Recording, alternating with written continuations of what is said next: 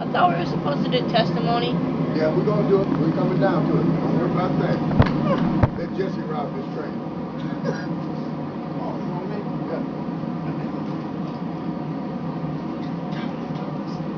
Let's say amen, y'all. Amen. Let's say amen again. Amen. All right, praise God. I'm sitting over there and I was trying to get the script. Sorry? And couldn't find one came to mind. All right, that's when Moses and Aaron stood before, the Lord spoke to Moses and Aaron. And he said to him, and this will be the first month of the year. Now, I don't know if everybody can understand this, but the end of the year is better than the beginning. All right? Because God has brought you through the preceding year. Amen. And all the trials and tribulations you've gone through, God has brought you to the end. Yes, he has. God was with you the whole time and brought you through all of this. And I would say to each and every one of you, think of a soldier just before he goes out to war. Okay, he's got to go out to war. But at the end of the war, he gets to come home. Because God has brought him through all the dangers that he's going to suffer for that year. So I look at things to where a little bit different. I see the end being better than the beginning. Huh? And even in life, as you live your life, the end is better than the beginning. Because you get to go and be with the Lord. Amen. Huh? Amen. I don't think you hear me. The end is better than the beginning. We look at it a little bit different. There's a lot of things we kind of look at different. But God always, what did Paul say? Huh? Anybody here know what Paul said? About dying. Huh? Did you hear what Paul said about dying? For me, to die is a gain. Oh, yeah. Amen. Amen. I just leave you. The end is better than the beginning. Amen. Say amen. Okay, please come on. Come on, give us another selection right quick. Come on. Give us another selection. Praise God. Praise God. Come on. Come on, Eric. Come on. Let's go. We ain't got a whole lot of time now. What do you want the Lord to say? Oh, what do you want the Lord to say? Well done, thy good and faithful servant. That's what I want the Lord to say. You want the Lord to say. Oh, love like you want the Lord to say. Well done, thy good and faithful servant. That's what I want the Lord to say. Well, you better preach like you want the Lord to say. Oh, preach like you want the Lord to say. Well done, thy good and faithful servant. That's what I want the Lord to say. Let's say amen. Amen. This morning, God blessed me to preach about getting rid of friends that don't mean you any good. And my thought on those friends were the different types of friends that you have, that you ought to look for. Because how many of us have got some friends that are really not true friends? How many of us got some backstabbers? Amen. Ditch diggers? Amen. They're really not true friends. Well, those type of friends you need to kick to the curb for 2018. Isn't that right? Amen. And what you should look for is friends that have credibility. Everybody say credibility. Credibility. We do so. What does credibility mean? that means that they are credible. You need to look for some friends that got good credit. Help me, somebody. Huh? You need to look for some friends that can sign their name on the dotted line to help you. You need to get some friends. Too many times, we talk about it this morning, we keep bringing friends to the church that's in worse need than the church. And then they get everything from the church, and guess what they do? Leave the church. Help me, somebody. So we need, in 2018, we need to find some credible friends. Everybody say credible friends. Credible friends. Friends with credibility. Friends with credibility. Then number 2, you need to find you a friend that is loyal. You need to find some friends that have loyalty. Everybody say loyalty. Loyalty. You know, that's a friend. You know, how many of y'all got some friends that will take you somewhere and drop you off and come back and pick you up and then don't tell nobody? Look how quiet the guy is. That's a friend. Come on now. That's a friend. But if you got a friend that'll take you and drop you off somewhere, and they go tell us, old Reverend Rose, he ain't nobody. He ain't nothing, because I dropped him off at the hubbub. Y'all get that away. The Cardinal Nights. Come on now. The Blue Eagle, the Space Club up in Anderson. Come on now. They say, he ain't nobody. So you need some friends that have loyalty.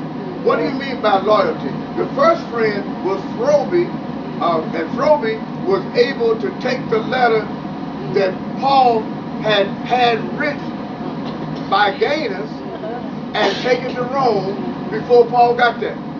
Because Paul really wanted to go preach the letter, but Paul wasn't going to make it to Rome as a preacher. He was going to make it to Rome as a prisoner. So we really need to think about that, credibility and loyalty. Then you need to find a friend with fidelity, friends that are faithful. How many of y'all got some faithful friends? We got a whole lot of friends that claim to be faithful, but I'm talking about when it gets down to the rubber, where the rubber meets the road, when it gets down to where you ain't got 2 nickels to rub together like you're talking about this morning. Because see, I done seen right here at the church, Bishop, that people that I thought was my friend would drive right by, seeing me working on the parking lot or cutting the grass or doing the edges, drive right by and I get home, that come back and say, here's a drink of water, or can I help you? But we need some friends with fidelity, friends that are faithful, not to me, not to you, Bishop Law, but to the Lord. Amen. Amen. And then the next one we need, what was the first one? Credibility, loyalty, fidelity, and the next one is ability. Everybody say ability. We need some friends with ability. We need some friends that can get the job done. We don't need a bunch of friends that are inept. If any of some of us got some folk around us that's inept, they can't get the job done. They can sit around and talk about it, they can sit around and look at you and all that, but they can't get it done. You see, and we don't need a church full of inept people. We need a church full of people that can get the job done. So number 1 is credibility, 2, loyalty, 3, fidelity, 4, ability, and the last one is hospitality. I really like it because our pastor them got a new house. I've been invited over there 4 or 5 times. Come on now. They have big bundles of bananas and stuff. I don't know where they get all them bananas things that, sandwiches and everything. I just love to go over there because I know I can eat, take me a plate home. So we need to be hospitable. Everybody say hospitable. Hospitable. That's what we need in our churches today. We need more hospitality.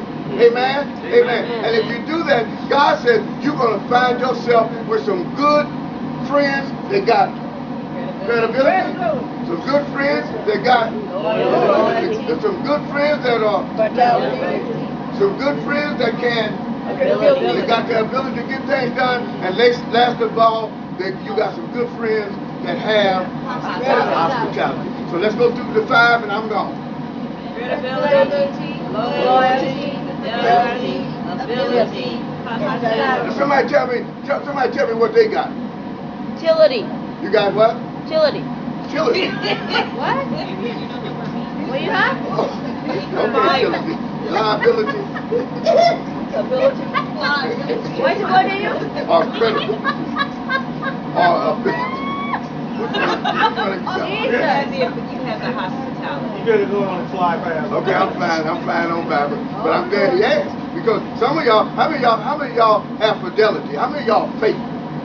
If I give you my word, if I say I'm gonna be there, I'm gonna be there. Come hell. Oh, y'all don't say that anymore. But my father would say it. Or high water. If I tell you I'm gonna be there, I'm gonna be there. How many of y'all got some ability to get some things done? You know, yeah, and that's what happened, because a lot of us thought that Paul wrote all them letters. Paul didn't write them, he just dictated. Gaius was able to write them.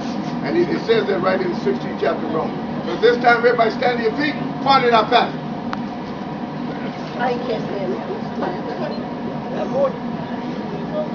Say, Pastor A.J. Locke, A.J. Locke, that we would see Christ. that we will see Christ. We want you. We want you to preach. to preach Us in. us in To 2018. 2018. Mr. Lord. Mr. Lord. Preach. Preach. Praise the Lord, church. Hallelujah. Praise the Lord, church. Hallelujah. Everything we had happen from the beginning of 2017 to the end of 2017.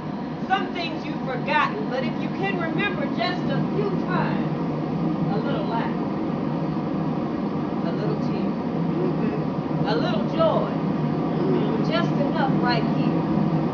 A little time when you had to think back to maybe I deserved what I got, to maybe I didn't deserve that at all.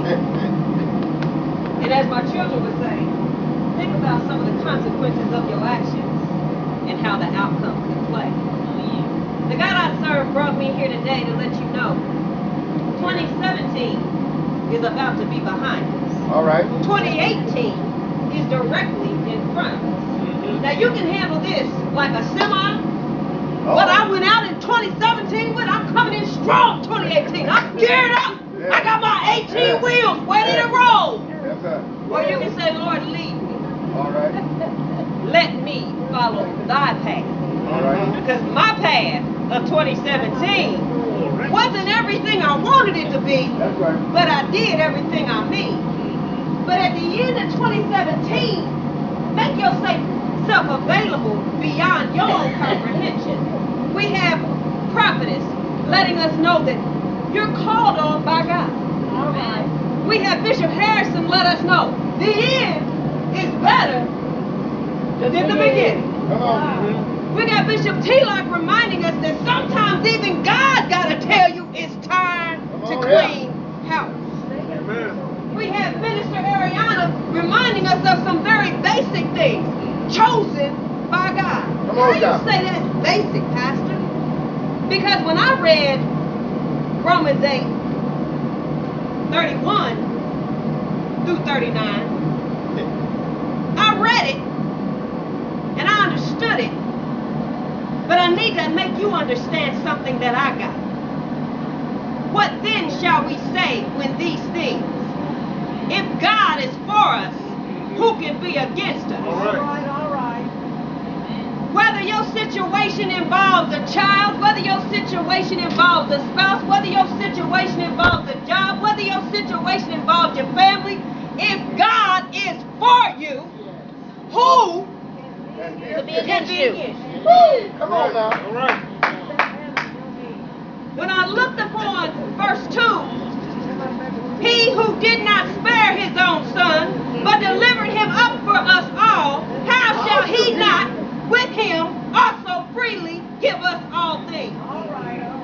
God be the glory. You steady looking in the Walmart, and he done made it possible for you to hit Macy's. Amen. You steady looking in the dollar store, and he's telling you going over to IKEA. You steady looking at the AA that ain't even around no more, and he said, I got a feast fit for a king. Yeah. Sitting right here for you. All right. All I need you to do is take it. Just take Come it. on now. But when I got to 33, I was like, whoa. Who shall bring a charge against God's elect?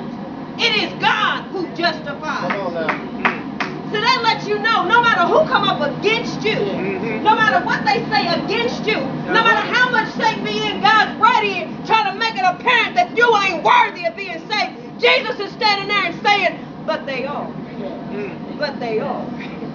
why you sent me, because they are. All right. 34 reminds us, who is he who condemns? It is Christ who died, and furthermore is also risen, who is even at the right hand of God, who also makes intercession for us. But here's what I love. Who shall separate us from the love of Christ? Shall tribulation? That means when my now 17-year-old was 14 talking about, I want to go home and hang myself because I don't like the people in art class. And I said to myself, I can't do nothing about how she feels. But I can call somebody. I can get on my knees. I can let her know I got somebody. I've got you in church, not for my salvation, but for your salvation. And just this year, she stood up and let y'all know, I love what God is doing for me. I love where he has brought me from. I love how he's working on me. Amen. Amen. Because if you don't get it, maybe you need to hear this. As it is written, for your sake, we are killed all the day long. We are counted as sheep for the slaughter. We go through life and we forget something very important. Yet, in all these things, we are more than conquerors through him who loved us. But I need you to really get the full understanding of what it is I mean. The God I serve does more than bring you out.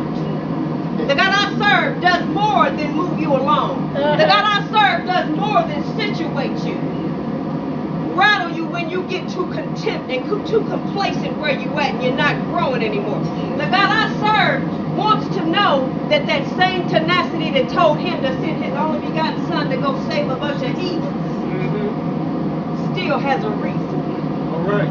Because when the God I serve prevails in my life, when trials and tribulations try to overthrow me, when my mind tries to tell me you don't deserve, when somebody else has the audacity to tell me you don't deserve, All right. guess what I'll let them know? For I am persuaded Come on now. that neither death Come on. nor life, On the road. nor angels, Yes. nor principalities, Come on. nor powers, All right. nor things present, nor things to come, nor height, nor depth, nor any other creature shall be able to separate me from the love of God, which is in Christ Jesus. Long, you got it. No matter what you went through in 2017, when you bring it into 2018, I want you to realize something. My daughter stubbed her toe on our bedpost yesterday. And you should have seen me and my husband telling her, shout now. You got a bedpost to knock your foot off. Shout now. Don't say that superlative. Holla, hallelujah. Say amen. And she couldn't even be mad, even though we were laughing. But she couldn't even be mad because she knew what we meant. Sometimes that's how simple it is and easy it is to get it into somebody else's head. Your situation is only as bad as you let it be. Because the God I serve delivered me from a drug addiction. The God I serve delivered me and my family from a trauma that most parents don't have to suffer. But he allowed us to be more abundantly utilized for his purpose in the midst of a trial and a tribulation on our family. But the God I serve let me know that today, y'all need to know. Yesterday is history. Tomorrow is a mystery. Yes. Today is a gift. That's why it's called the present. Amen. But when God died on that cross, he said, I need this arm that's on you in First Christian as the resident bishop to extend sometimes over to this prophetess who's been gifted with the ability of music and dance. But then I need you to take that same other arm and stretch it over to Bishop Lark and let him know, I need you to head up these deacon men. I need you to show them how coming from the streets and coming in under the army of the Lord can be just as powerful. I need you to take that same arm and I need you to wrap it around this young minister who has no clue what it's going to be like like when he's gone, when he's gone, when he's gone, when she's gone, when I'm gone. I needed them to understand that. But the God I serve allowed that arm to be manifested. He allowed this arm to be manifested. He allowed that arm to be manifested. That arm to be manifested. And what does those arms connect to? They connect to one body. Come on now. In Christ. The unity of your salvation, rooted in your church. Everybody here knows about that rooted church family. But when you stop thinking that your arm matters to somebody else because they too young or they too old, I'm proof that there is something in the water. I'm proof that that extension church family of Aunt Selena and Bishop Harrison is what kept me when my mama and daddy didn't know. I'm proof that even though my parents loved me, because I knew them two was also watching me, I had to be careful who I talked to. It gave me that peace of mind to know no matter where I'm at, no matter what happens in this life, this too shall pass. Why? Because I got somebody there to remind me, this too shall pass. Amen. But if you think leaving 2017 and thinking, well, I got tomorrow, I'm going to go home tonight and I'm going to live it up. I'm going to get out of church and go home and have a good old time. I'm going to act like I'm grown. I guarantee you one thing. When Ron Barlow went to bed the night before he died, I bet you he planned to wake up the next day and go to work. Well, Sister Mickey left here, the many times she left here after finally getting something to get her swelling down, when she went into the hospice, she started to get stronger, and I guarantee you she thought she was going to get out of there. I guarantee you, when my grandmother, way back when I was nothing but a little bitty girl, had seen her husband go 3 months prior, her family felt like she's going to be there. But she's not. So don't think tomorrow's promise. The only promise that you have is that salvation. That's it. Open up your heart to Christ. Open up your body. Clothe yourself completely head to toe with the armor of Christ. Because when my God came as one body, he said, I'm coming to show you I can do everything I'm saying y'all can do. But I'm going to show you how to do it more abundantly. So from his birth, his life, his death, his burial, his resurrection, his ascension into heaven, and now ever seated at the right hand of the Father, he said, don't wait till tomorrow. Because tomorrow's not promised. There is no guarantee. But if you love me, give your life to me. Amen. Everybody stand. Everybody stand. Everybody here loves the Lord. Is there anyone here who has never received the Lord Jesus Christ as their personal Savior? So if everyone here is saved,